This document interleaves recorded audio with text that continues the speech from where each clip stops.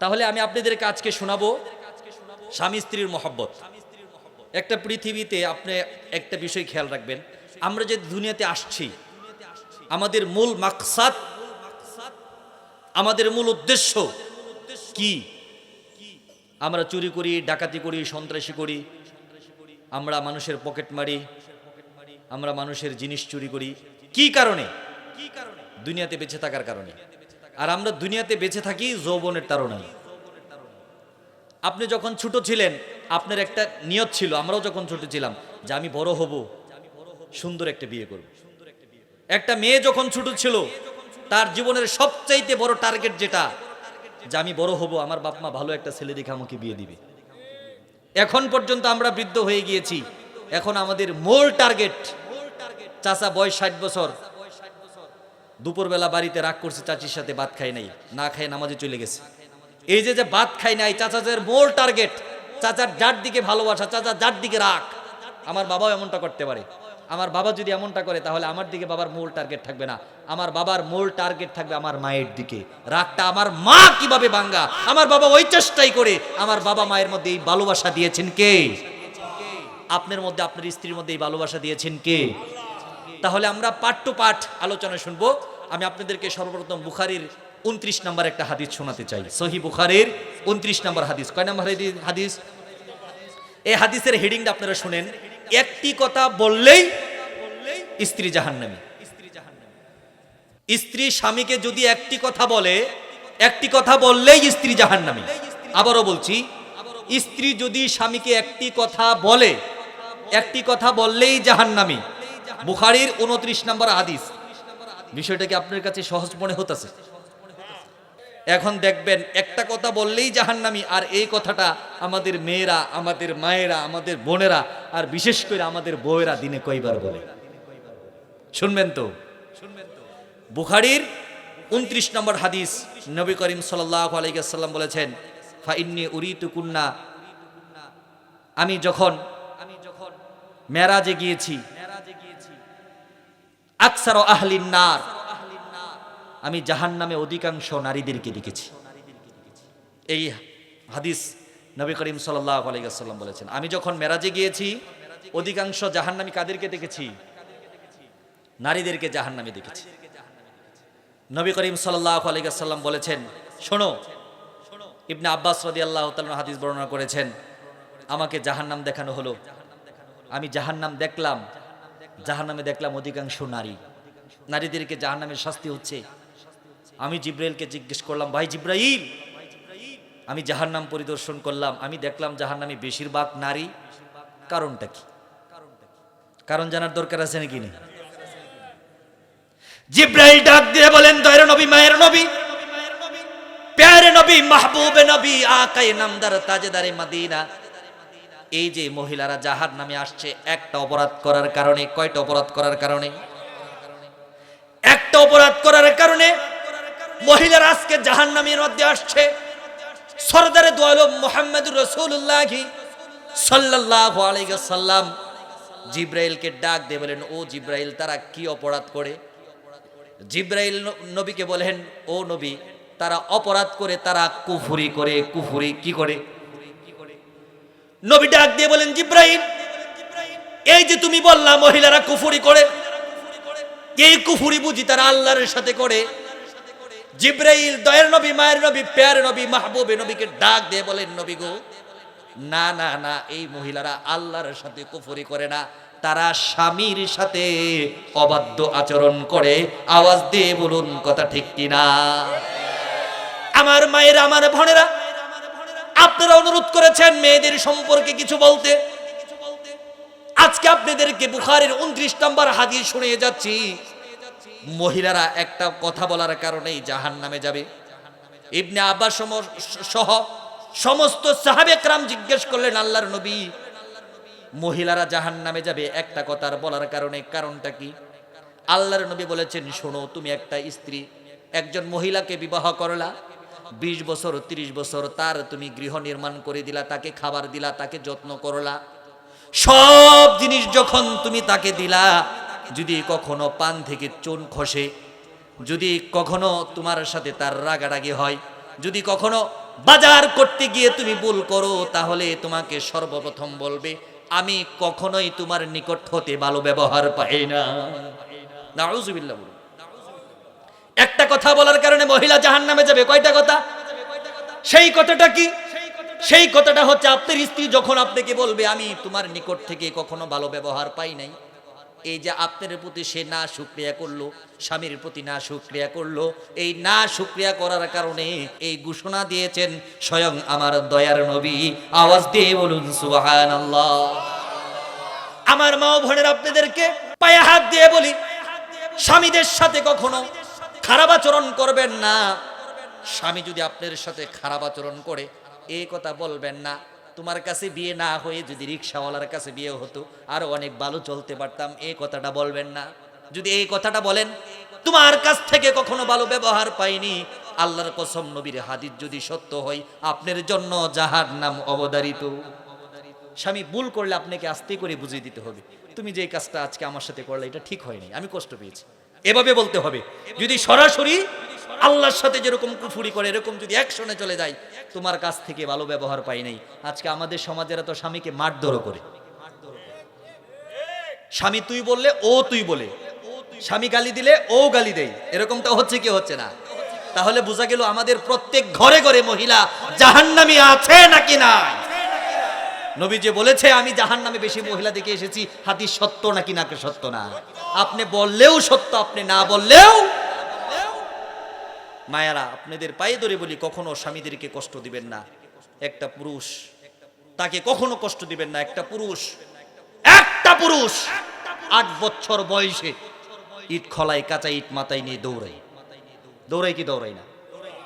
10 বছর বয়সে সিএনজি চালাই, অটো চালাই, রিক্সা চালাই। আপনাদের এই বাজারে এরকম 10 বছর বয়সের সিএনজি ওয়ালা ড্রাইভার আছে নাকি নেই? যেই ছেলেটা 10 বছর বয়সে রিক্সা চালাইতেছে এই ছেলেটা তার স্ত্রীর জন্য কি রিক্সা চালাইতেছে? সে ছেলেটা বিয়ে করছে। 8 বছর বয়সে ছেলেটা মাথার মধ্যে ইট নিয়েছে, তার স্ত্রীর জন্য মাথার মধ্যে ইট নেয় নাই। 8 বছর বয়সে ছেলেটা ভিক্ষা করে, মেয়েটা ভিক্ষা করে, বাবার ক্যান্সার, মায়ের ক্যান্সার। আমরা ভিক্ষা দেই না, গারো ধরে তাড়িয়ে দেই। ছেলেটা কিন্তু তার স্বামীর জন্য কিংবা স্ত্রীর জন্য ভিক্ষা করে না। একজন পুরুষকে কখনো কষ্ট দিবেন না। 8 বছর যখন ছেলেটার বয়স, ছেলেটা তখন মাথার মধ্যে ইটের বোঝা নেই তার বাবার কারণে। আবার এই ছেলেটার যখন 12 বছর বয়স তখন মাথার মধ্যে মাটির বোঝা নেই তার ভাই বোনের কারণে। ছেলেটার যখন 26 বছর বয়স মাথার মধ্যে তখন বোঝা নেই তার স্ত্রীর কারণে। আবার এই ছেলেটার যখন 30 বছর বয়স ছেলেটা মাথার মধ্যে বোঝা নেই তার সন্তানের কারণে। আবার ছেলেটার বয়স যখন 40 বছর, মা বলে বউ বাউরা, স্ত্রী বাউরা, বিয়া করে বাপ মারে ভুলে গেছিস। বাপ মা সর্বপ্রথম তার কলিজার মধ্যে কূপ দিল কি দিল না? আবার সন্তান বলে চেয়ারম্যান সাহেবের গাড়ি আছে, তুমি জীবনে কি করেছো? একটা গাড়ি কিনতে পারো নাই। আমার চাচার 10 কাঠা জমি আছে, তুমি জীবনে কি করেছো? 1 কাঠা জমি কিনতে পারো নাই। যদি 10 কাঠা জমি কিনতা আমার চাচাতো ভাইয়েরা যেরকম মোটর সাইকেল নিয়ে চলে আমরাও চলতে পারতাম কি পারতাম না? যেই ছেলেটা সন্তানের জন্য খাটলো এখন সন্তান বিপক্ষে, বাবা মায়ের জন্য খাটলো বাবা মা বিপক্ষে, ভাই বোনের জন্য খাটলো এবার ভাই বোন আঙ্গুল তুলেছে। আমার জন্য কি করেছিস? আমাকে কি দিয়েছিস? আমাকে কি পড়াশোনা করিয়েছিস? যদি আরেকটু ভালো কলেজে পড়াইতি, আরেকটু ভালো ভার্সিটিতে পড়াইতি, আমি আজকে ব্যারিস্টারও হইতে পারতাম। তোর জন্য তো আজকে আমি উকিল। আওয়াজ দিয়ে বলুন কথা ঠিক কিনা? সর্বশেষ অর্ধাঙ্গিনী স্ত্রীর কথা যদি বলি, স্ত্রী আপনাকে এই কথাটাই বলবে। বাজার করতে গিয়েছেন, বলবে মাছ নাই, মরিচ নাই, ডাল নাই, পেঁয়াজ নাই, চিনি নাই, আটা নাই, দারচিনি নাই, লবণ নাই, এলাচ নাই, তরকারি নাই, আগডুম নাই, বাগডুম নাই, গুড়ার ডুম নাই, সব কিছু নাই। আপনি সারাদিন রাত যুগালি কাজ করেছেন, 500 টাকা পেয়েছেন, আর উস্তাদ গারকে বলেছেন ভাই আজকে আমাকে 2000 টাকা দেন, আমার বাজার করতে হবে অনেক। সব বাজার করেছেন, রিক্সা দিয়ে নিয়ে গিয়েছেন। স্ত্রীর মনটা তো খুশি, আপনি মনে মনে খুব খুশি যে আমার স্ত্রী আজকে খুশি হয়ে যাবে। আপনি যখন রিক্সা নিয়ে বাজার থেকে যখন রিক্সা থেকে বাজারগুলা জমিনের মধ্যে নামাইতেছেন, স্ত্রী রাগ আপনার দিকে তাকিয়ে আছে। তোমার যে ফান আনতে কইছিলাম, ফান কই? বইল লেগেছি, ডঙ্গের চেহারা দিকে ফেট বুরবুনি। এরকম কথা আমাদের মহিলারা বলে কি বলে না? আল্লাহর নবী বুখারীর 29 নম্বর হাদিসে বলেছেন, কোন মহিলা যদি স্বামীর প্রতি না শুকরিয়া করে আর যদি বলে কখনো তোমার কাছ থেকে ভালো ব্যবহার পাইনি, আল্লাহর কসম করে বলি মা, তোমার জন্য জাহান্নাম অবধারিত, তোমার জন্য জান্নাত হইতে পারে না। মুহতারাম হাজিরিন, আজকে স্বামী স্ত্রীর মধ্যে গন্ডগোল আছে নাকি নাই? স্বামী স্ত্রীর মধ্যে মারামারি আছে নাকি নাই? আমাদের চেয়ারম্যান প্রত্যেক দিন যদি 10টা দরবার করে, আমি বিশ্বাস করি, আমি চেয়ারম্যানের সাথে চলে আমি দেখেছি 10টার মধ্যে অন্তত 8টা হইছে ডিভোর্সের দরবার। আমাদের সমাজের মধ্যে ডিভোর্সের সংখ্যা কম নাকি বেশি? আপনি স্ত্রীকে ডিভোর্স দিতে হবে না, স্ত্রী আপনাকে স্বামী তালাক দিয়ে চলে যাবে কি যাবে না? এই যে স্বামী স্ত্রীর মধ্যে দাম্পত্য জীবনের মধ্যে কলহ, তার কারণ একটাই, কেউ কাউকে ছাড় দিতে রাজি না, ছেড়ে দিতে রাজি। ছেড়ে দিবে এটা রাজি, ছাড় দিতে রাজি না। এক কাজের মেয়ে কাজ করতেছে, হাড়ি পাতিল মাসতেছে। আপনারা আমার কথা বুঝেন তো? হাড়ি পাতিল মাসতেছে, এখন মালিকিনী আইসা বলতেছে, এই হাড়ি পাতিল ভালো করে মাছ, আরো 5-7টা দিছে, কাপড় দিয়ে দিছে, এটি তো পরে কইছে, আচ্ছা একটা কথা বলতো, তুই তোর বিয়ে হয় নাই? কই আল্লাহ খাল্লাম কি কোন, বিয়ে হয়েছিল, একটা ছেলেও আছে আমার। তে জামাই তোরে ছেড়ে দিছে? কো না রে, জামাই ছেড়ে দিব, আমি জামাইরে ছেড়ে দিছি। কো কারণ কি? করে জানেন না, খালি কাম করাইতো। আহ, আমার কথা শুনে আপনারা হাসছেন, আমার কলিজা পৌঁছে যাচ্ছে, কলিজা পুরে সালকার হয়ে যাচ্ছে। আমার যে স্ত্রী কাজের কারণে আমার সংসার ছেড়ে চলে গেল, ওই স্ত্রী এখন গার্মেন্টসে 18 ঘন্টা ডিউটি কিভাবে করে নারী?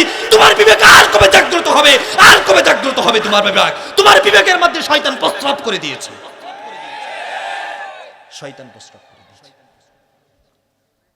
এই হচ্ছে আমাদের স্বামী স্ত্রীর সম্পর্ক। আপনারা জীবনে অনেক ওয়াজ শুনেছেন, বাবা মায়ের ওয়াজ শুনেছেন, নবীর ওয়াজ শুনেছেন।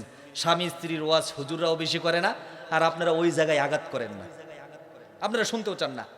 একটা বিষয় খেয়াল করবেন, স্বামী স্ত্রী যদি গঠন না হয়, পৃথিবীতে কোনোদিন ভালো বাপ মা গঠন হবে না। স্বামী স্ত্রী যদি গঠন না হয়, পৃথিবীতে কোনোদিন ভালো নানি নানা গঠন হবে না। স্বামী স্ত্রী যদি সম্পর্ক ভালো না হয়, পৃথিবীতে কোনোদিন ভালো দাদা দাদি গঠন হবে না, গঠন হওয়া সম্ভব না। স্বামী স্ত্রী যদি গঠন না হয়, ইউনিয়নে কোনোদিন ভালো চেয়ারম্যান আসবে না। স্বামী স্ত্রী যদি গঠন না হয়, স্টেজে কোনোদিন ভালো বক্তা তৈরি হবে না। স্বামী স্ত্রী যদি গঠন না হয়, কোনোদিন এনার কাউন্টারে কোনোদিন ভালো ড্রাইভারিং করতে পারবে না।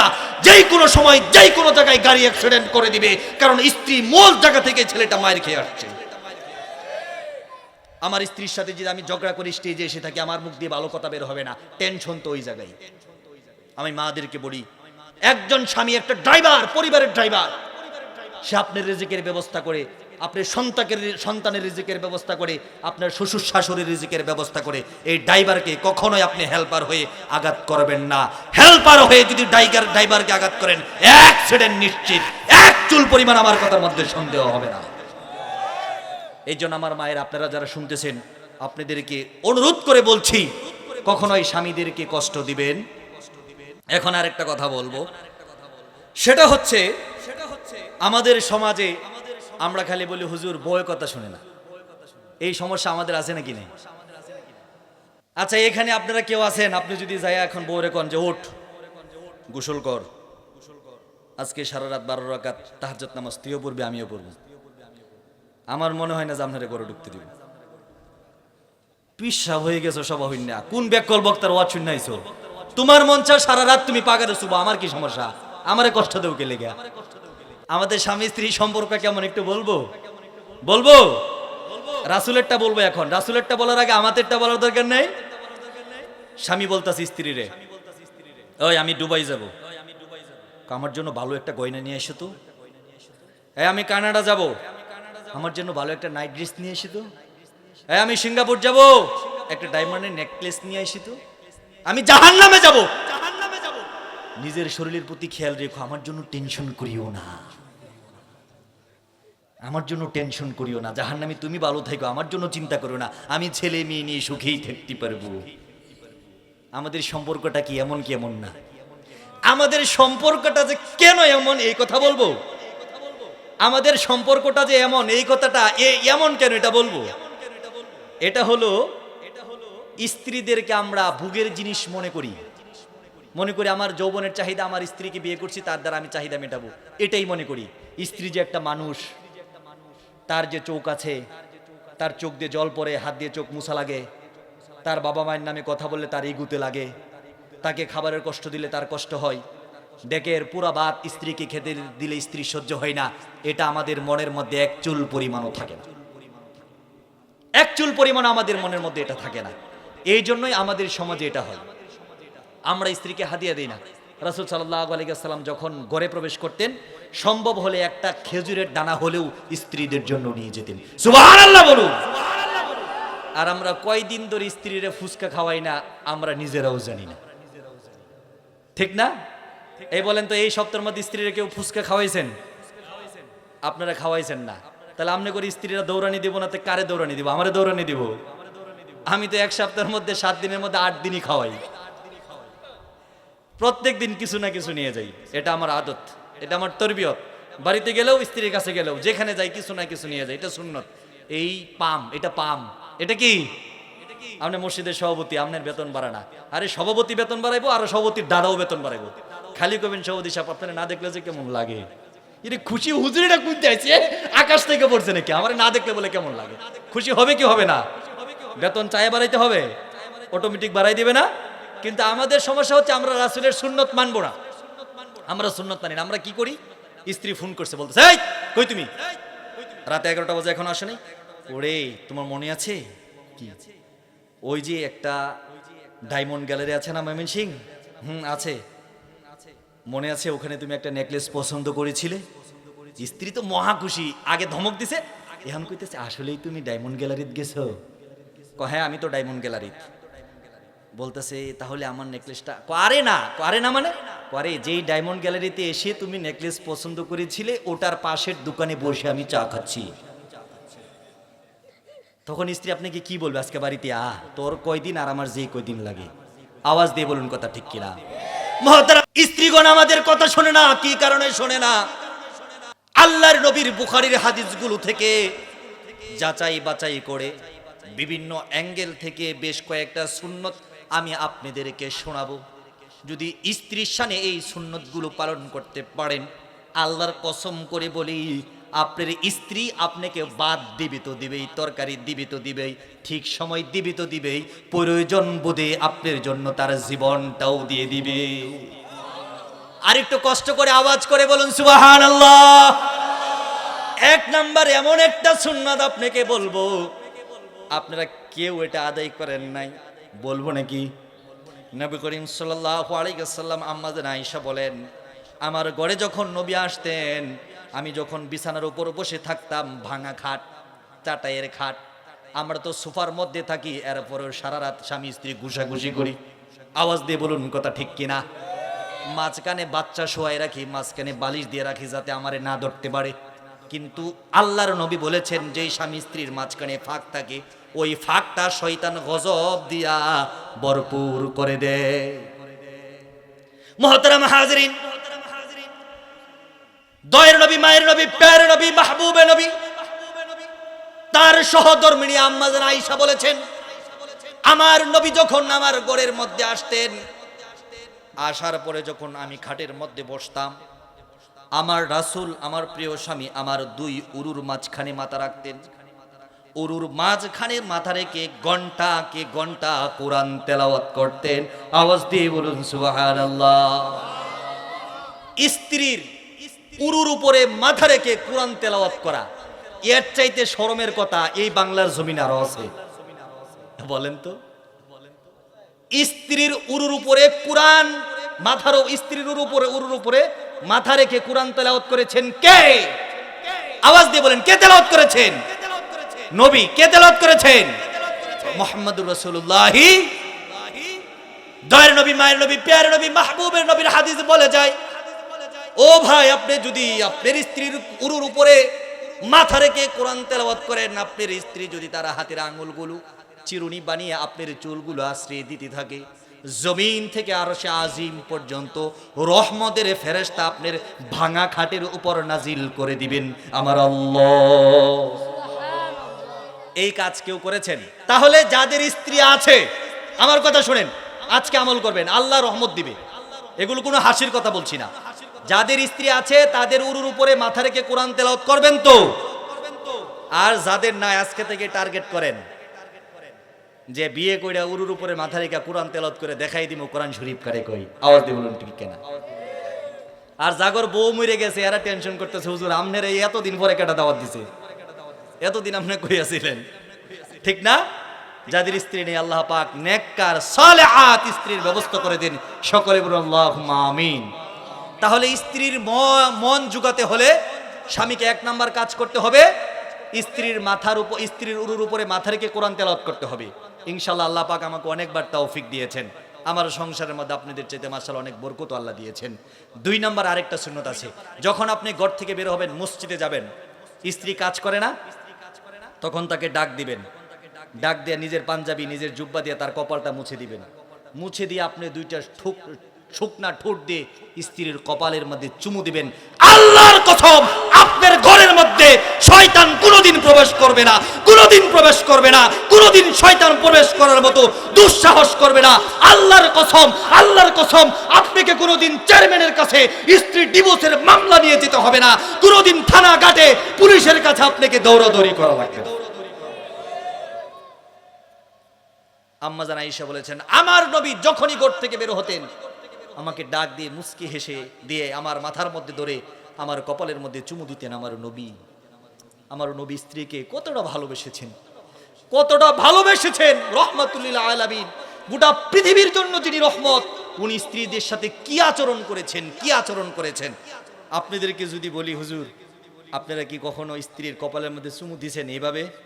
তো হুজুর খায়ার কাম নাই, সারাদিন কাজ করে ঘামিয়া গুইমা ময়লা টয়লা নিয়ে আসে, সেই নিয়ে আবার জুমা ওনে তো সরাই এবার মনছে না। এগুলো ভুল ভাই, এগুলো ভুল। স্ত্রীকে ভালোবাসবেন না তো কাকে ভালোবাসবেন?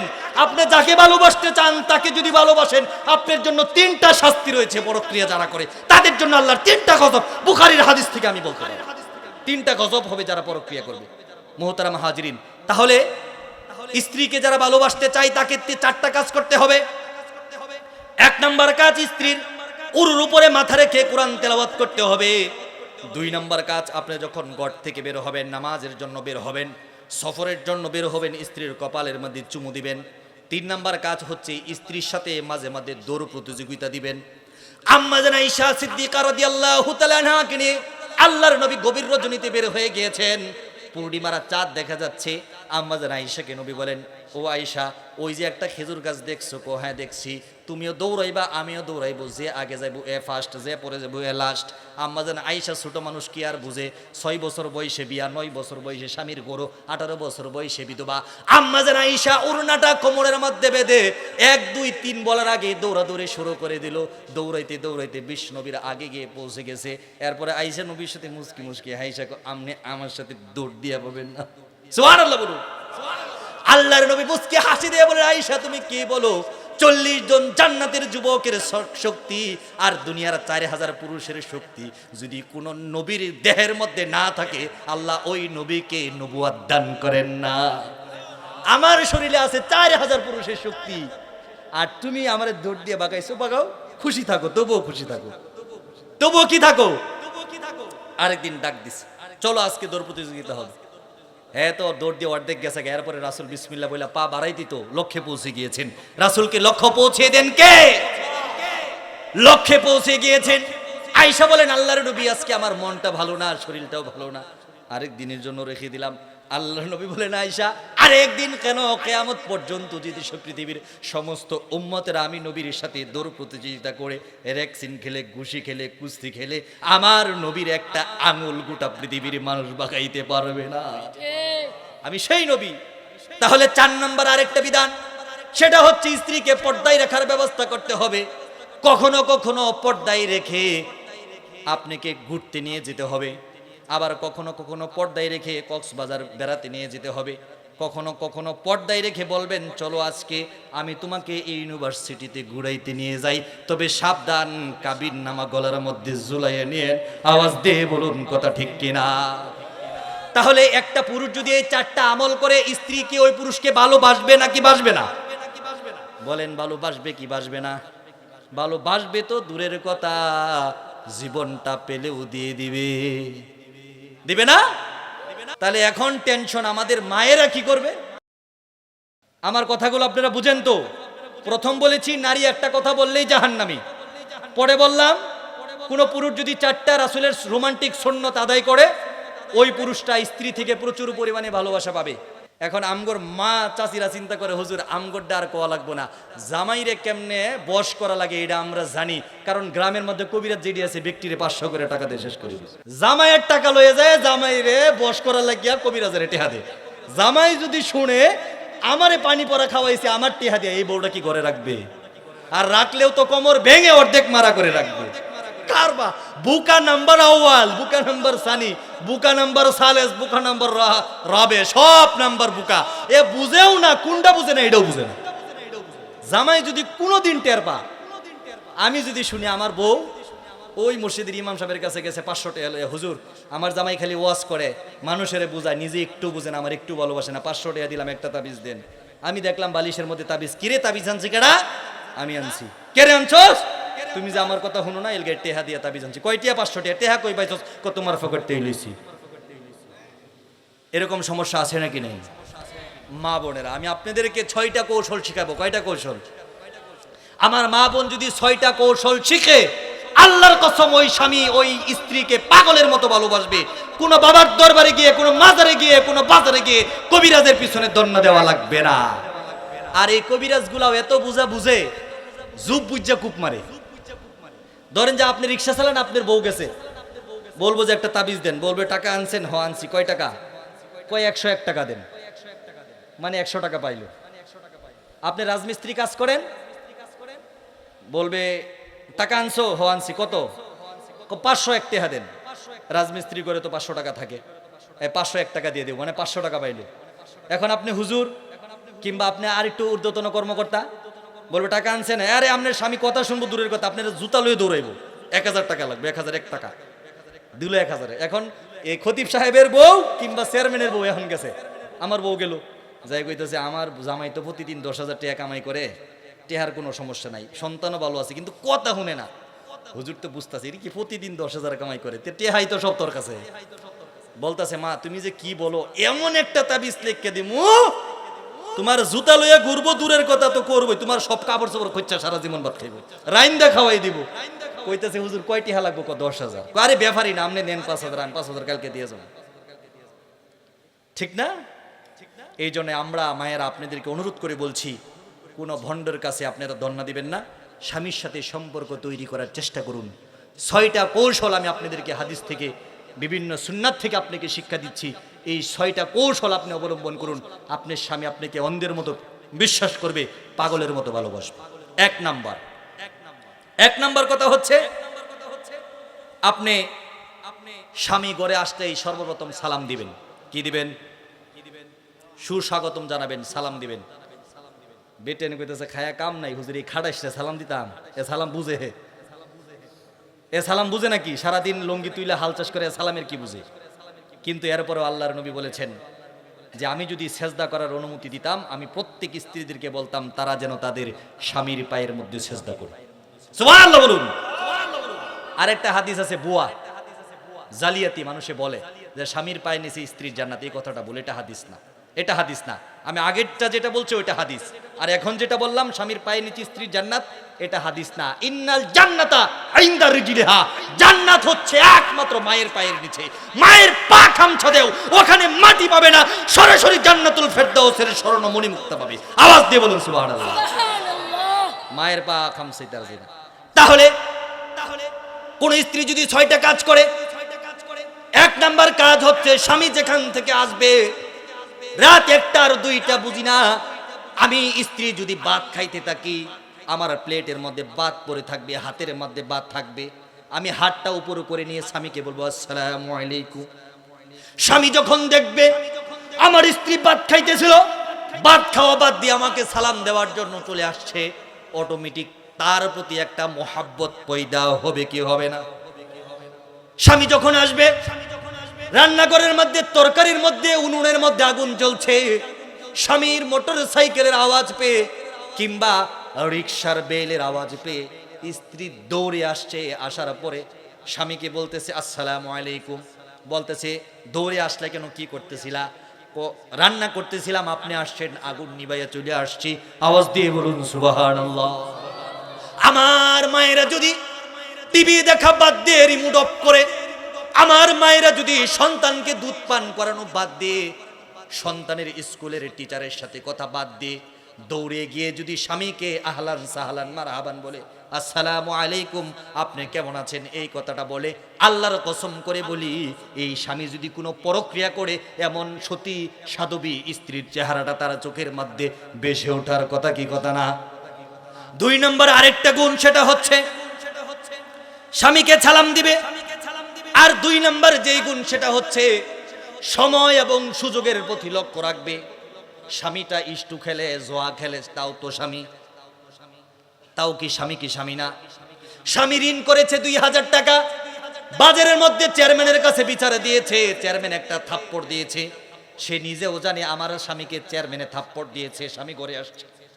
এখন যায়া যদি বলে চেয়ারম্যানে কি রকম দিল, এই স্বামীও কিন্তু বউরে ওই রকমই দিব। আওয়াজ দিয়ে বলুন কথা ঠিক কিনা?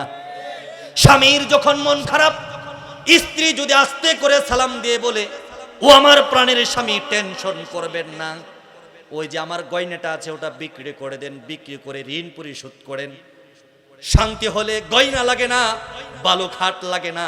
আল্লাহর কসম করে বলি, কোন স্বামীর ঘরের মধ্যে যদি স্ত্রী স্বামীর সম্পর্ক থাকে, পাটি ছাড়া, মাদুর ছাড়া, তুষক ছাড়া, খালি বালির মধ্যে যদি স্বামী স্ত্রী শুয়ে থাকে, আল্লাহ ওখানে জান্নাতের সুখ রেখে দিবে। 1 নাম্বার হচ্ছে স্বামীকে সালাম দেওয়া, 2 নাম্বার হচ্ছে সময় সুযোগের প্রতি লক্ষ্য রাখা, আর 3 নাম্বার হচ্ছে স্বামীর পোশাক আশাকের প্রতি লক্ষ্য রাখা। স্বামী এক জায়গায় সফরে যাবে, জুমার ইমামতি করতে যাবে, স্ত্রীকে ডাক দিয়ে বলে আমার পাঞ্জাবি কোথায়, আমি জানি নাকি। চেয়ারম্যান সাহেব একটা প্রোগ্রামে যাবে, আমার পাঞ্জাবি কোথায়, তোমার পাঞ্জাবি তুমি ইস্ত্রি করে নাও। আমার শর্ট প্যান্ট কোথায়, আমি জানি না। আমার পায়জামা কোথায়, আমি খবর রাখি না। এই সংসারের মধ্যে কোনোদিন শান্তি হতে পারে না। আবার একজন রিকশাওয়ালা 3 দিনের নেশাবে তাবলিগে যাবে, রিকশাওয়ালা ঘরের মধ্যে ঢুকে দেখে তার বালিশ রেডি, খাতা রেডি, তার 2টা পাঞ্জাবি ইস্ত্রি করা, তার লুঙ্গি 2টা পরিষ্কার করা, তার টুপিটা রেডি, তার রুমালটা রেডি। শুধু তাই নয়, তার মেসওয়াক রেডি, তার টয়লেট টিস্যু রেডি। আল্লাহর কসম করে বলি, ওই রিকশাওয়ালার সংসারের মধ্যে এমপি, মন্ত্রী, চেয়ারম্যান, বক্তা, খতিব, ইমামের চাইতে বেশি শান্তি রেখে দিয়েছেন আমার আল্লাহ। আর 4 নম্বর আরেকটা মহিলা যদি কাজ করে, সব সময় স্বামীর সাথে হেসে খেলে কথা বলতে হবে। আপনার মন খারাপ, স্বামী ধমক দিয়েছে, মার দিয়েছে, কি হয়েছে, স্বামীর সামনে যদি নিজেকে বিলে না দিতে পারো, তাহলে এই দেহের, এই যৌবনের আর কি দাম আছে? সব তো স্বামীর জন্য লিখি দিয়েছেন আমার আল্লাহ। স্বামী ধমক দিয়েছে, কতক্ষণ পরেই হাসি খুশি অবস্থায় তার সাথে দুষ্টামি শুরু করলেন, আপনি চলে যাচ্ছেন, পিছন থেকে টান দিয়ে টুপিটা রেখে দিল। আপনি চিন্তা করবেন, কি রে, মাত্র তোরে ধমক দিলাম, এখন আবার আমার টুপি নিয়ে কারাকারি করিস, কি রে তুই মানুষ না? আপনি স্ত্রী কেঁদে কেঁদে যদি বলেন, তুমি আমাকে যতই ধমক দেও, তুমি ছাড়া আমার কিছু ভালো লাগে না, আল্লাহর কসম, আপনার স্বামী আপনার জন্য টাকা পয়সা খরচ করবে, শুধু এটা না, প্রয়োজন বেদে আপনার জন্য নিজের জীবনটাও দিয়ে দিবে। আর 5 নাম্বার, স্বামীর সামনে কখনো উঁচু সরে কথা বলা যাবে না, স্বামীর সাথে কখনো চাপা করা যাবে না। আপনি অপরাধ করেন নাই, এরপরও স্বামী বলছে অপরাধ করেছেন। এখন তার সাথে যদি আপনি প্রচেষ্টে যান, তার সাথে যদি আপনি তর্ক বিতর্ক লিপ্ত হন, সে আপনাকে গায়েল করবে, প্রয়োজন বেদে মারধর করবে, কিন্তু কোনো পৃথিবীর পুরুষ স্ত্রীর পক্ষ থেকে চাপাবাজি আর উচ্চ স্বরে কথা পছন্দ করে না। আপনি তাকে পরবর্তীতে বলতে পারেন, রাত্রে 3টার সময় আপনার স্বামী আপনার কাছে আসবে, সন্ধ্যাবেলা আপনি রাত্রে 3টার সময় বললা, তুমি যে ওই সময় আমাকে ধমকটা দিছো, একটু বুঝে চিন্তা দিছিলা, আমি তো কিছু বলি নাই, এই আমার অপরাধ ছিল, এই কারণে তুমি আমাকে এই কথাগুলো বলছো। স্বামী তখন বলবে, সরি, আমার মাথা ঠিক ছিল না, আমি আসছি একটা তাড়াহুড়া করে, আমি ভাবছি তুমি এই কাজটা এইভাবে করো না, ওভাবেই করছিলে, এই জন্য ধমক দিছিলাম, আচ্ছা ভুল আমারই হয়েছে, আমার মাফ করে দিও। স্ত্রীর কাছে মাপ চাওয়া এটা কি গুনার কাজ? আপনার মাথার ব্যথা, আপনার স্ত্রী আপনাকে পানি ঢেলে দিচ্ছে, স্ত্রীর মাথা ব্যথা, স্ত্রীর পানি আপনি ঢেলে দিবেন, এটা আল্লাহ এবং তার রাসূলের নির্দেশ। নির্দেশ, এটা আল্লাহর নবী নির্দেশ করেছে। তাহলে 6 নাম্বার আরেকটা কাজ, সেটা হচ্ছে স্বামীর প্রশংসা করতে হবে বেশি বেশি। এই স্বামীর প্রশংসা করার জন্য আমাদের বাংলাদেশের মেয়েরা নোবেল পুরস্কার পাওয়ার যোগ্য। স্বামী খালি ঘর থেকে গেছে, চাষি হরি আইছে, এই মুসাড্ডার ভাত আমি খাইয়ে গেলাম, পৃথিবীর কোনো মহিলা এর ভাত খাইতো না। যা কইরে গেলাম, ঈদের মধ্যে আপনারা কি কিনে দিছে? আরে কি কইবেন, 2000 টাকা দিয়ে একটা শাড়ি আর 5000 টাকার কসমেটিক্স আর বাচ্চাদের 8-7 টাকার ব্যাপার, এই মুট 20,000 টাকার মার্কেট করে দিছে। কই মুসারা আর কি দিব? 20,000 টাকা আর আছে কি? 20,000 টাকার থেকে বেশি দিব কি? চাচি হরিরে কইতাছে, চাচি আম্মা আপনারা কি কি দিছে? কোথাও সে ভালো, আমার একটা 300 টাকা কাপড় এনে দিছে রং জায়গা, কোথাও চাচামে বালা। আমার কথাগুলো আপনি শুনে হাসেন, আমার কষ্ট লাগে। আমার স্ত্রী, আমার মা বোনেরা, এই সমাজটা তারা এইভাবে নষ্ট করে দিচ্ছে। তাও বালা নিজে হোটেলে খাইতে গেছে, চিন্তা করতেছে কি লই। আগর ঠিক আছে গরুর গোশত দিছে মেসিয়ারে গরুর গোশত, একতন পরে দেখে আরেক সেরা 10 টাকার রুটি আর 20 টাকার বাজি ডিম খাইতেছে। তখন চিন্তা করতেছে গরুর গোশত এটা কি করলাম, এই রুটি ডিমই তো মনে ভালো ছিল। এ বিয়ে করছে এক মায়ের এক জি, সবচাইতে বেশি সুন্দর, এত সুন্দরী বই হয় না, গ্রামের মধ্যে ফার্স্ট। বউরে ভাল লাগে না? আর ওই চাচার ঘরের মধ্যে যে এক মেয়ে কাজ করে, একদম খোলা ফাইলার তলা, এরে দেখলেই আর বলে কলিজা দরকার। আওয়াজ দিয়ে বলুন কথা ঠিক কিনা? এই জন্য আমি আপনাদেরকে বলে দিলাম, আমাদের স্ত্রীরা যদি এই 6টা কাজ করে, আমাদের স্বামীরা পাগলের মতো ভালোবাসবে কি বাসবে না? এরপরে আমি আপনাদেরকে আরেকটা কথা শোনাবো, সেটা হচ্ছে কখনোই পরক্রিয়া করা যাবে, পরক্রিয়া করা যাবে, গুনাহ করা যাবে, জিনা করা যাবে। আল্লাহ রাব্বুল আলামিন বলেছেন, ওয়ালা তাকরাবুজ জিনা ইন্নাহু কানা ফাহিশা। সাবধান, কখনো জিনার দ্বারের কাছে যেও না। যদি জিনার দ্বারের কাছে যাও, মারাত্মক ধরনের 3টা ক্ষতি তোমার হয়ে যাবে। দুনিয়াতে বেঁচে থাকবে রোবটের মতো, তোমার দ্বারা কোনো সামাজিক কাজ হবে না, তোমার দ্বারা কোনো রাজনৈতিক কাজ হবে না, তোমার দ্বারা টিভির সংবাদ পড়াশোনা করা হবে না। তুমি যেই জায়গায় যাবা ওই জায়গায় নোবেল পুরস্কার পাইবা। আওয়াজ দিয়ে বলুন কথা ঠিক কিনা?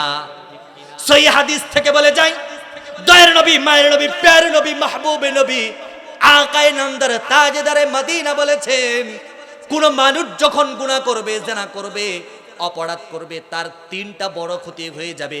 কয়টা বড় ক্ষতি হয়ে যাবে? 1 নাম্বার ক্ষতি হবে হিরমানুল ইলমি, তার ইলমের ক্ষতি হয়ে যাবে।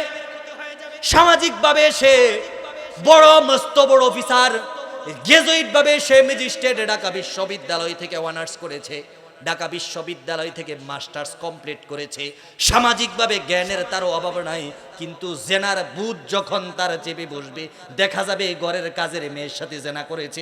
এই কারণের সুন্দরী বউটা ঘর ছেড়ে চলে গিয়েছে। জেনার নেশা যখন মাথার মধ্যে আসবে, আল্লাহর কসম, গুনার নেশা যখন মাথার মধ্যে আসবে, সর্বপ্রথম তার ইলম লুপ পেয়ে যাবে, তার ইলমের কোনো কাজ হবে না, তার জ্ঞানের কোনো উপকার হবে না। সে জানবে চুরি করা খারাপ, সে গুনাহ করে এরপরে সে চুরি করবে। সে জানে গরুর দালালি করা জায়েজ নাই, বাজারের মধ্যে কি কইতেছে না কইতেছে, এর কাছ থেকে 500 এর কাছ থেকে 500, বিভিন্ন রকম এইটার মাসালা আছে। সহজ কথাটা বললাম, বাটপারি যদি থাকে, মিথ্যা কথা যদি থাকে, ওই দালালি করাটা হারাম। এরকম হারাম কাজ সে কেন করে? কারণ সে গুনাহ করে, তার ভিতরে এখন যেই মগজ আছে, সে গ্রামের দরবার করে, গ্রামের জ্ঞান দরবার করে। এখন বাবা ছেলেকে মারছে, এখন সে বাবার পক্ষে কথা বলবে না, কথা বলবে ছেলের পক্ষে, কারণ ছেলের গরম গরম টাকা আছে। আওয়াজ দিয়ে বলুন কথা ঠিক কিনা? তাহলে যখন মানুষ গুনাহ করবে, তার 1 নম্বর ক্ষতি হয়ে যাবে হিরমানুল ইলমি, তার ইলমের ক্ষতি হয়ে যাবে। তার 2 নম্বর ক্ষতি হয়ে যাবে হিরমানুর রিজকি, তার রিজিকের ক্ষতি হয়ে যাবে। তার খাবার দাবার ভালো লাগবে না, তার রিজিক থাকবে না। রিজিক শুধু ভাত চালের নাম রিজিক না, রিজিক হচ্ছে সন্তানের নাম, রিজিক হচ্ছে স্ত্রীর নাম, রিজিক হচ্ছে চাকরির নাম, রিজিক হচ্ছে সামাজিক মর্যাদার নাম, রিজিক হচ্ছে সামাজিক মর্যাদার নাম, রিজিক হচ্ছে সামাজিক অবক্ষয় না, সামাজিক উন্নয়নের নাম। আওয়াজ দিয়ে বলুন কথা ঠিক কিনা? আপনি যখন গুনাহ করবেন, আপনি গুনাহ করতে করতে দেখা যাবে বৃদ্ধ বয়সে এমন অবস্থা আপনার হয়েছে, আপনার ঘরের মধ্যে চাউলের বস্তা আছে, ডাউলের বস্তা আছে, গোশতের পাহাড় আছে, ফ্রিজ সব ভরা, কুরবানি দিয়েছেন, কেউ রে দেয় নিজে 3 ডিপ ফ্রিজ করে রাখছেন, কিন্তু আপনার সকালে 2টা রুটি আর রাত্রে 1টা রুটি খাওয়া লাগে, ডিম খাওয়া নিষেধ। আওয়াজ দিয়ে বলুন কথা ঠিক কিনা? তাহলে যারা গুনাহ করবে, তিনটা বড় ক্ষতি হয়ে যাবে। এক নম্বর ক্ষতি হিরমানুল ইলমি, তার জ্ঞান নষ্ট হয়ে যাবে। জ্ঞান থাকার পরে উলাইকা কাল আনআমি বাল হুম আদাল্লু উলাইকা হুমুল গাফিলুন, চতুষ্পদ জানোয়ারের মতো নিকৃষ্ট হয়ে যাবে। আর দুই নাম্বার ক্ষতি হয়ে যাবে হিরমানুর রিজকি, তার রিজিকের ক্ষতি হয়ে যাবে, সন্তান নষ্ট হয়ে যাবে, সন্তান পথভ্রষ্ট হয়ে যাবে। স্ত্রী আরেক ছেলের সাথে পরক্রিয়া করবে, নিজেও করবে। স্ত্রী তার কথা শুনবে না, সন্তান তার কথা শুনবে না, তার বাবা মা তার কথা শুনবে না। আর তিন নাম্বার যেটা জাহান্নামের সবচেয়ে বড় কারণ, হিরমানুল ইবাদাত, তার ইবাদতের মধ্যে মন বসবে না। মসজিদে যাবে সবার পরে, আসবে সবার আগে। আওয়াজ দিয়ে বলুন কথা ঠিক কিনা? তাহলে গুনাহ করা যাবে? পরিসমাপ্তির কথা আপনাদেরকে বলতে চাই মুহতারাম হাজিরিন। আমরা আজকে সমাজের মধ্যে বিয়ে করি, বিয়ে করার পরে আমরা জিজ্ঞেস করি মেয়েটা কতটা সুন্দরী, মেয়েটার চামড়ার কালারটা কি। অনেক সময় দেখা যায় মেয়েটার আরেকটা কাবিন হয়েছিল, ওখান থেকে ডিভোর্সও দেয় নাই, চামড়াটা ভালো, কিন্তু তাকে বড় ভালো লাগে। অনেক সময় দেখা যায় মেয়েটা আরেকটা ছেলের সাথে সম্পর্ক করে, প্রেম করে, তার সাথে দেখা করেছে, গ্রামের মধ্যে এটা নিয়ে সালিশ হয়েছে, দরবারও হয়েছে। কিন্তু আমাদের যুব সমাজ এরপরেও ওই চামড়ার পিছনে লেগে থাকে কি থাকে না? লেগে থাকে কি থাকে না? ছেলেটা ভালো একটা চাকরি করে, আগে অনেক আকাম কুকাম করেছে, একমাত্র মেয়ের আপনি বাবা, আপনি রিক্সা চালিয়ে খান। চিন্তা করেন, ছেলেটা তো চেয়ারম্যানের ছেলে, ছেলেটা তো হুজুরের ছেলে, ছেলেটা তো বড় ব্যবসায়ীর ছেলে। যদি মেয়েটাকে দিতে পারি, মেয়েটার জীবন ধন্য। আল্লাহর কসম করে বলি, গত 2 দিন আগে পত্রিকায় দেখেছি, ফেসবুকে আপনারা দেখেছেন, চট্টগ্রামে একটা মেয়ে স্বামীর সংসার করতে গিয়ে ওড়না পেঁচিয়ে ফ্যানের মধ্যে ঝুলে ইন্তেকাল করেছে। অন্য কোনো কারণ নয়, অন্য কোনো কারণ নয়। কোনো মেয়ে বাদ কাপড়ের জন্য গলার মধ্যে রশি দেয় না, স্বামীর যৌতুকে টাকার জন্য কিংবা স্বামীর শাশুড়ির নির্যাতনের জন্য। হাজার মেয়ে আমার বাংলার জমিন থেকে গলার মধ্যে ওড়না পেঁচিয়ে ফ্যানের সাথে, ঘরের ধন্যার সাথে ঝুলে ইন্তেকাল করেছে। আওয়াজ দিয়ে বলুন কথা ঠিক কিনা? এই জন্যই মেয়ে বিবাহ দিবেন ভালো ছেলে দেখে, আর মেয়ে বিবাহ করাবেন ভালো মেয়ে দেখে। আওয়াজ দিয়ে বলুন কথা ঠিক কিনা? নাকি চামড়া দেখে বিবাহ করাবেন? একটা ঘটনা বলবো, এটা বলেই শেষ করে দিই, অনেক রাত হয়ে গিয়েছে। আপনারা আসলে এতটা সার্ভিস দিবেন আমি ভাবতে পারিনি। আমি আলহামদুলিল্লাহ খুশি, আমি অনেক খুশি। আপনারা সবার দাওয়াত দিলেও খুশি, আমি আপনারা সবার দাওয়াত না দিলেও খুশি। আলহামদুলিল্লাহ, আল্লাহ পাক সারা দেশ ঘোরার তৌফিক দিয়েছেন, বলুন আলহামদুলিল্লাহ। আল্লাহ পাক অসংখ্য নিয়ামত আমাকে দিয়েছেন। আমি সারা জীবন যদি সেজদার মধ্যে থাকি, আমার এই নিয়ামতের শুকরিয়া আদায় আমি করে শেষ করতে পারবো না। আমি পরিসমাপ্তির একটা ঘটনা আমি আপনাকে বলতে চাই। একজন সাহাবী, তার নাম জুলাইবিব। তার নাম কি? এটা বলে শেষ করে দেব। সাহাবীর নাম কি? জুলাইবিব। সাহাবীর নাম কি? সমাজে দেখবেন বামন কিছু লোক আছে, খাটো খাটো শ্রেণীর, মানে উচ্চতায় হচ্ছে 26 ইঞ্চি, 28 ইঞ্চি, 30 ইঞ্চি, সর্বোচ্চ 2 ফুট, 2.5 ফুট, 3 ফুট, এর বেশি না। এরকম কিছু লোক আছে না? বামন প্রকৃতির লোক আছে না? এরপরে চেহারাটা খুব কালো, এরকম লোক আছে না? জুলাইবিব শুধু বামন ছিলেন না, শুধু খাটো ছিলেন না, শুধু কালো ছিলেন না। জুলাইবিবের চেহারাটা এত বিশ্রী ছিল, এত বিশ্রী ছিল। জুলাইবিব যেরকম খাটো ছিল, যেরকম কালো ছিল, আল্লাহর নবীর সাহাবী ছিলেন, খাটো ছিল জুলাইবিব, কালো ছিল। তার আরেকটা বড় দোষ ছিল মুহতারাম হাজিরিন, তার কোনো বংশ পরিচয় ছিল না। একেতে খাটো, দুইতে কালো, তিনেতে ঠোঁট মোটা, দেখতে ভালো না। আর সবচাইতে বড় আফসোস, তার বাবার পরিচয় নাই। সমাজে কেউ তার বাবার পরিচয় জানে না। এই ছেলেটা এসে দয়ার নবী, মায়ের নবী, প্যার নবী, মাহবুবের নবী, আকায়ে নামদার, তাজদার মদিনা মুহাম্মদুর রাসূলুল্লাহ সাল্লাল্লাহু আলাইহি ওয়াসাল্লামকে বলেন, নবী গো, আমি ইসলাম ধর্ম গ্রহণ করতে চাই। আমি তো খাটো, আমি তো কালো, আমি তো বেটে, আমার ঠোঁট ভালো না, নাক ভালো না, চোখ ভালো না। ও নবী গো, আমার তো আরেকটা দোষ আছে। আমার বাবাকে আমি কোনোদিন চিনি না, আমার বাবাকে আমি কোনোদিন দেখি নাই। নবী বলেন, জুলাইবি, ইসলাম তো কালো মানুষের জন্য, ইসলাম খাটো মানুষের জন্য, ইসলাম বেটে মানুষের জন্য, যার বংশমর্যাদা নাই, পরিচয় নাই। ইসলাম তো তার জন্য। ইসলাম শুধু প্রতাপশালী লোকের জন্য নয়। আওয়াজ দিয়ে বলুন সুবহানাল্লাহ। জুলাইবিব 1 দিন, 2 দিন, 3 দিন কালেমা গ্রহণ করার পরে 1 বছর, 2 বছর, 3 বছর 25 বছর ও 26 বছর বয়স জুলাইবিবের হয়ে যায়। জুলাইবিব ওই খাটো ছেলে, ওই কালো ছেলে, ওই বংশ পরিচয়হীন ছেলে। নবী চিন্তা করলেন জুলাইবিবকে নিয়ে সব সাহাবীরা মজা করে, দুষ্টুমি করে, কথা বলে। নবী চিন্তা করলেন জুলাইবিব কখনো মায়ের আদর পাই নাই, কখনো বাবাকে দেখে নাই, বংশ মর্যাদা পরিচয় নাই। নবী আল্লাহর সাথে কথা বলে, আল্লাহ গো, যদি জুলাইবিবের ঘরে সুন্দর একটা স্ত্রী আসতো, আমি নবী খুশি হয়ে যেতাম। আওয়াজ দিয়ে বলুন সুবহানাল্লাহ। নবী চিন্তা করতেছে জুলাইবিবকে বিবাহ করানোর দরকার। কার মেয়েকে বিবাহ করানো যায়? আপনার মেয়ের যদি এমন সম্বন্ধ আসে, নবী দেই, আপনি কি মানবেন? আপনি মানবেন? আল্লাহর নবী বিখ্যাত আনসার সাহাবীকে ডাক দিয়ে বলেন, আনসার সাহাবী এদিকে আসো। আনসার সাহাবী আসলেন। ও আনসার সাহাবী, শুনেছি তোমার একমাত্র ষোড়শী অপসরী পরমা সুন্দরী 16 বছর বয়সের কুমারী একটা মেয়ে আছে। ও আনসার সাহাবী, তোমার মেয়েটা কি বিবাহ দিবে? তোমার মেয়েটা কি বিবাহ দিবে?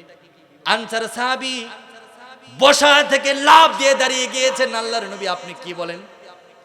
আবু বকর দণ্ড হয়েছে আপনার কাছে আয়েশাকে বিবাহ দিয়ে, ওমর দণ্ড হয়েছে তার মেয়েকে বিবাহ দিয়ে।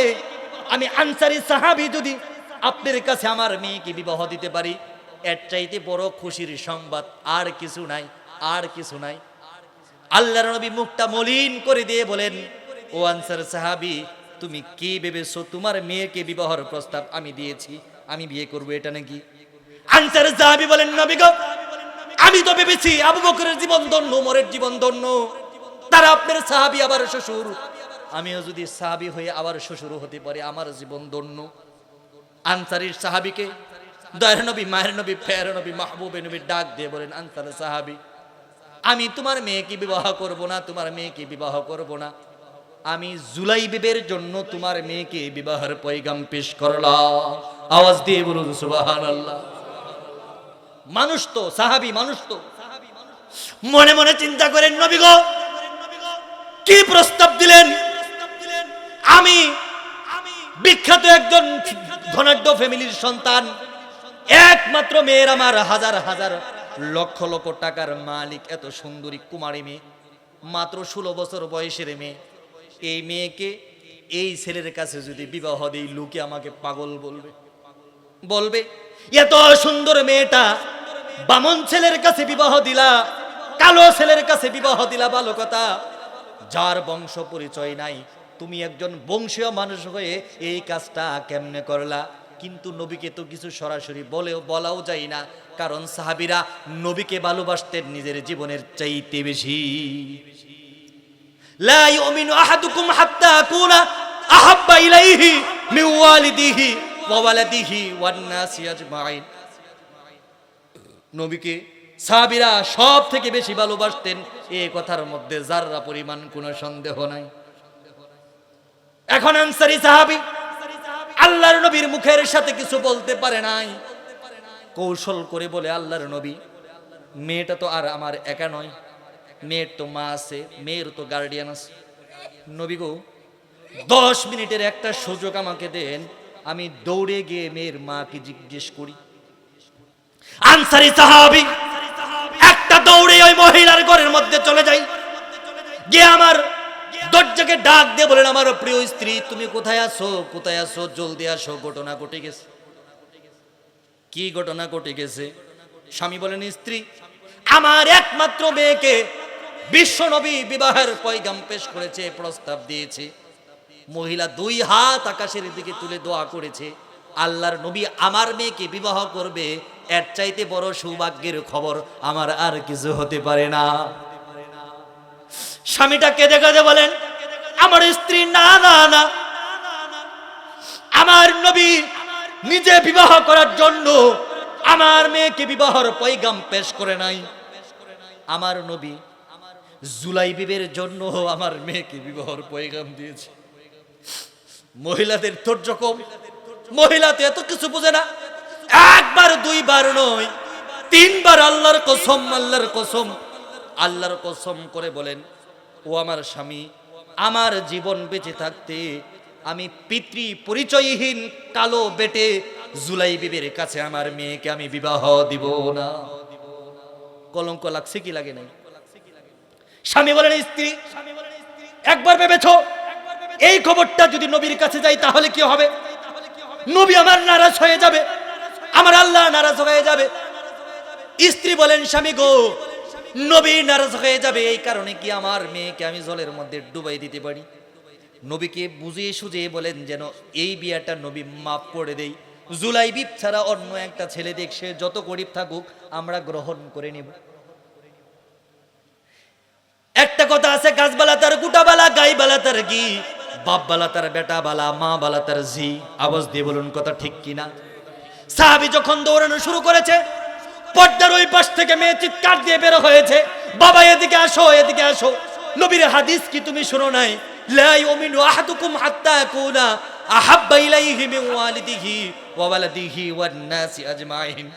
যতক্ষণ পর্যন্ত নিজের চাইতে, সন্তানের চাইতে, পরিবারের চাইতে, এমনকি নিজের জীবনের চাইতে আল্লাহর নবীকে বেশি ভালো না বাসবে, সে কখনো মুমিন হতে পারে না। আমরা যদি আজকে এই বিবাহের পয়গাম যদি প্রত্যাখ্যান করি, জুলাইবিব মনের মধ্যে কষ্ট পাবে। একজন মানুষকে মনের মধ্যে কষ্ট দেওয়া ঠিক না। ও আমার বাবা, ও আমার মা, আমি জানি জুলাইবিব আমার যোগ্য নয়, জুলাইবিবের কোনো বংশ পরিচয় নাই, আমার লম্বার সাথে তার লম্বা মিলে না, আমার উচ্চতার সাথে তার উচ্চতা মিলে না, আমার বংশের সাথে তার বংশ মিলে না। ও আমার বাবা, ও আমার মা, কিন্তু যদি আপনি নবীর কাছে গিয়ে বলেন, সর্বপ্রথম নবী মনের মধ্যে কষ্ট পাবে। নবী যদি কষ্ট পায় আমার আল্লাহ কষ্ট পাবে। নবী যেদিন ইনদাল মিজান ইনদাস সিরাত ইনদাল হাউজিল কাউসারের মালিক হবে, আমরা সেদিন মিজানের পাল্লায় লস খাবো, হাউজে কাউসারের মধ্যে আমরা ধরা খাবো, ফুলসিরাতের পথ আমরা পার হতে পারবো না। মা একটু চিন্তা করেন, আমার জীবনটা না হয় বরবাদ হয়ে যাবে, দুনিয়া না ধ্বংস হয়ে যাবে। ওয়ালাল আখিরাতু খায়রুল লাকা মিনাল উলা। আল্লাহ বলেছে দুনিয়ার চাইতে আখিরাতের নিয়ামত 1000 কোটি গুণ বেশি। আমি সুন্দরী মেয়ে হয়ে, বংশীয় মেয়ে হয়ে, পিতৃ পরিচয়হীন জুলাইবিবকে বিবাহ করতে রাজি আছি। আনসারী সাহাবী দৌড় দিয়ে নবীর কাছে যায়। নবীর কাছে গিয়ে বলেন, আল্লাহর নবী, আমার স্ত্রী রাজি হয়েছে, আমার সন্তান রাজি হয়েছে, বিবাহ পড়ানোর ব্যবস্থা করুন। জুলাইবিবের আনন্দ আর কে দেখে, কে দেখে, কে দেখে? যুবক তোমাকে বলি, চেয়ারম্যানের ছেলে তুমি, অফিসারের ছেলে তুমি, আলেমের ছেলে তুমি, মসজিদের সভাপতির ছেলে তুমি, তুমি একজন গার্মেন্টসের মেয়েকে বিবাহ করেছো। আমি বলছি না গার্মেন্টসের মেয়েরা খারাপ, কিন্তু তোমার জন্য সে যোগ্য নাও হতে পারতো। এরপরেও তোমার মনটা বড় ফুরফুরে, কারণ তুমি আজকে বিয়ে করেছো। আর জুলাইবিব বামন হয়ে আকাশের চাঁদ পেয়েছে। জুলাইবিবের মনটা কত ভালো, বিয়ে হয়ে গেল, বাসর হয়ে গেল। কেউ বলেন বাসর হয়েছে, আর কেউ বলেন বাসর হয় নাই। এর মধ্যে জিহাদের ময়দানের ডাক এসেছে। ইসলামকে একজন সাহাবী কি পরিমাণে ভালোবাসে! আল্লাহর নবী আনসারী সাহাবীকে গিয়ে বলেন, ও আনসারী সাহাবী, আমি জিহাদের ময়দানে যাচ্ছি, আমার জুলাইবিবকে তুমি বলো না। জুলাইবিব যেন না জানে। জুলাইবিব পাগল, কোনোদিন বাবার আদর পাই নাই, কোনোদিন মার আদর পাই নাই। সুন্দর একটা মেয়ে বিয়ে করেছে, নতুন বাসর করবে কিংবা বাসর করেছে, বিবাহের 2-1 দিনের ঘটনা। জুলাইবিব যদি জিহাদের ময়দানে চলে যায়, সুন্দর স্ত্রীর ভালোবাসা থেকে জুলাইবিব বঞ্চিত হবে। আমিও নবীও চাই এই পাগল ছেলেটা স্ত্রীর সাথে রাত কাটাক। কিভাবে যেন জুলাইবিবের কানে আওয়াজ চলে যায়, পাগলের মতো দৌড়ে এসে দয়ের নবী, মায়ের নবী, প্যার নবী, মাহবুবের নবীর কাছে এসে বলেন, আল্লাহর নবী, সুন্দর স্ত্রী আমি বিবাহ করেছি, তার মানে এটা নয় তাকে আমি আপনার চাইতে বেশি ভালোবাসি। সুন্দর স্ত্রী আমি পেয়েছি, তার মানে এটা নয় ইসলাম, আমি স্ত্রীকে ইসলামের চাইতে বেশি ভালোবাসি। সুন্দর স্ত্রী আমি পেয়েছি, তার মানে এটা নয় কোরআন থেকে আমি স্ত্রীকে ভালোবাসি। সুন্দর স্ত্রী আমি পেয়েছি, তার মানে এটা নয় আমি আল্লাহকে, স্ত্রীকে, আল্লাহর স্ত্রী থেকে, আল্লাহ থেকে স্ত্রীকে বেশি ভালোবাসি, তার মানে এটা নয়। চলেন, আপনি যাবেন জিহাদে, আমিও যাব জিহাদে। জিহাদের ময়দানে চলে গেল, যুদ্ধ শেষ হয়ে গেল। আল্লাহর নবী বলতেছেন, কে কোথায় ইন্তেকাল করেছে আমার সামনে নিয়ে আসো। সাহাবীরা কিছু লাশ আনলেন। আল্লাহর নবী বলেন, না না না, আরো খোঁজ খবর নেও, আমার কাছে একটা লোকের চেহারা আমি দেখতে পাইতেছি না। সাহাবীরা বলেন, আল্লাহর নবী, না না, সবার লাশ হাজির করা হয়েছে। নবী বলেন, না না, সবার লাশ হাজির করা হয় নাই, তোমরা জলদি দেখো আমার জুলাইবিব কোথায় আছে। সাহাবীরা দৌড়ে গিয়ে যুদ্ধের ময়দান তল্লাশি করে, পাথরের নিচ থেকে আরো দুইটা কাফেরের নিচ থেকে জুলাইবিবের লাশটা উদ্ধার করে আল্লাহর নবী নিজের হাতে জুলাইবিবকে গোসল করায়। আল্লাহর নবী নিজের হাতে জুলাইবিবকে কবরে নামায়। আল্লাহর নবী জুলাইবিবের জানাজার ইমামতি করে দিয়ে বলেন, জুলাইবিব রে, তুই শুধু আমার মন জয় করস নাই, আনসার সাহাবীর মন জয় করস নাই, স্ত্রীর মনটা জয় করস নাই, আল্লাহর মনটা জয় করে তুই জান্নাতটা কিনে নিলি। আওয়াজ দিয়ে বলুন আলহামদুলিল্লাহ।